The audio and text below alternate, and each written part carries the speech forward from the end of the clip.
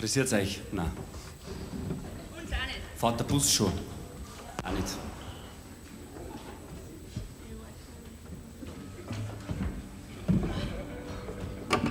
Aber ich will so einer werden. So schlecht. Ich finde mich eigentlich ziemlich toll. Es ist immer verletzend, wenn da jemand lacht an der Stelle. Aber und ich habe mir gedacht, ich muss halt eigentlich mal dorthin, wo die anderen Tollen auch alle sind, zum Film. Und seit ich denken kann, ist dieser Wunsch ganz tief in mir drinnen und macht und tut und schlagt und klopft und immer diese Stimme: Josef, du spielst einmal in einem ganz, ganz tollen Film, eine ganz, ganz tolle Rolle, neben andere ganz tolle, großartige Schauspieler, Charles Bronson oder Willy Millowitsch. Und diese Vorstellung, die war so stark und dieser Wunsch so groß, dass das einfach passieren hat müssen. Ich habe tatsächlich eine Filmrolle gekriegt, und zwar in einem Film vom Herbert Achternbusch. Da habe ich eine Bierleiche spielen dürfen. War eine sehr kurze Rolle, aber Stringer war frei den ganzen Tag. Und das ganz Tolle an dieser Sache war, dass ich dann auch noch für einen weiteren Film dann vorgeschlagen wurde. Und zwar habe ich den Frauenmörder Blaubart spielen dürfen in Wien. Bin allerdings dann am Ende des Films von einer Frau umgebracht worden. Also ein bisschen ein emanzipatorischer Ansatz im Drehbuch.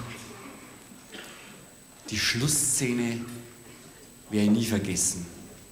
Ich bin ermordet in der Wien drinnen gelegen. Die Wien ist ja nur noch so ein ganz kleines Rinnsal, das durch Wien durchläuft. Und wie ich da so drinnen gelegen bin und aus dem Bild geschwommen bin, da sind oben am Ufer zwei Burmen vorbeigegangen und dann sagt der eine zum anderen: Du schau hin, da liegt einer im Häselwasser.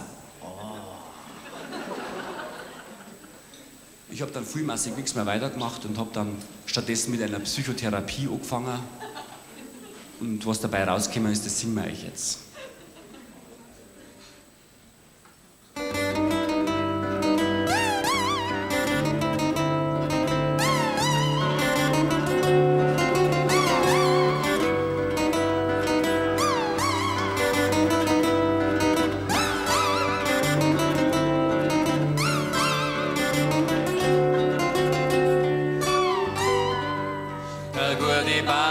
Sigmund Freud, der unsere Komplexe heilt, der unsere verborgenen Wünsche kennt und alle bei ihrem Namen nennt, der für jede Perversion einen schönen Ausdruck weiß.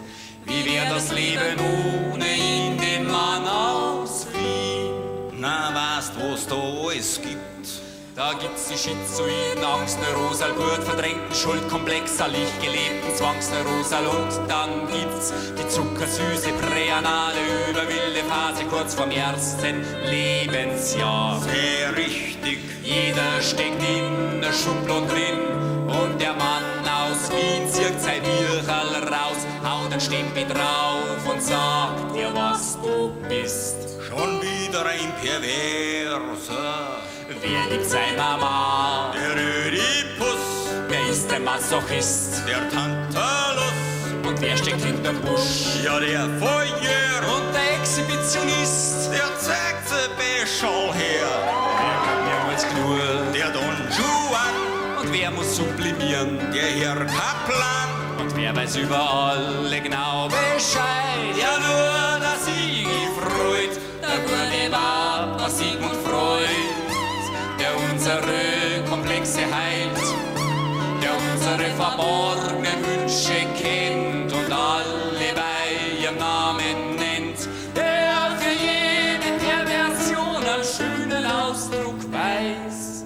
Wie wär das Leben ohne ihn, den Mann aus Wien? Wie wär das Leben dann?